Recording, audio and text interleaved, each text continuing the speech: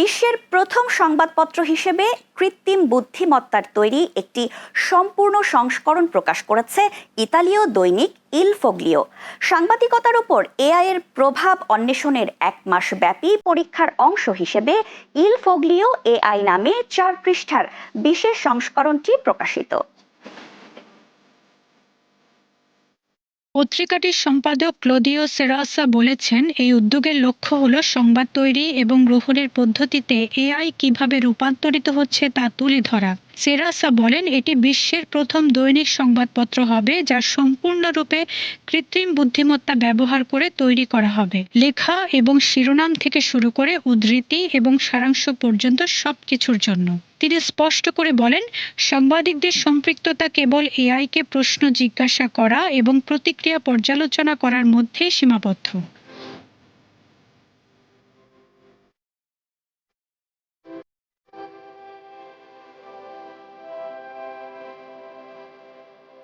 ইল ফোগলিও AI এর প্রথম পৃষ্ঠায় ডোনাল্ড ট্রাম্প এবং ইতালীয় সমর্থকদের বৈপরীত্য সম্পর্কে একটি প্রতিবেদনে আছে।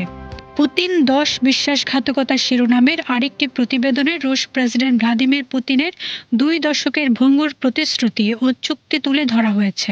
সংস্করণের কয়েকটি ইতিবাচক গল্পের মধ্যে একটি স্টেট রিপোর্ট নিয়ে আলোচনা করে, যেখানে দেখানো হয়েছে যে আয়কর সংস্কারের ফলে 7.5 লাখ ইতালীয় কর্মীর বেতন বৃদ্ধি পেয়েছে। দ্বিতীয় পৃষ্ঠায় আরেকটি প্রতিবেদনে সিচুয়েশনশিপের উত্থান এবং কেন তরুণ ইউরোপীয়রা প্রতিশ্রুতিবদ্ধ সম্পর্ক এড়িয়ে চলছে তা নিয়ে তৈরি করা হয়েছে। শেষ পৃষ্ঠায় সম্পাদকের কাছে এআই তৈরি চিঠি রয়েছে, যার মধ্যে একটি প্রশ্ন রয়েছে যে এআই ভবিষ্যতে মানুষকে অকেজো করে তুলবে কিনা।